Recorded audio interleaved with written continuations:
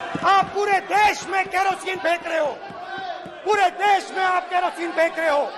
आपने मणिपुर में केरोसिन फेंकी और फिर चिंगारी लगा दी। अब आप हरियाणा में कर रहे हो, पूरे देश को आप जलाने में लगे हो।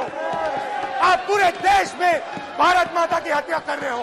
रावण दो लोगों की सुनता था, मेघनाथ और कुंभकर्ण।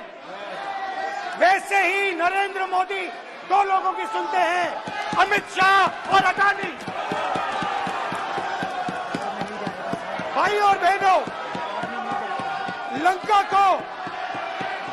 को हनुमान ने नहीं जलाया था, लंका को रावण के अहंकार ने जलाया था।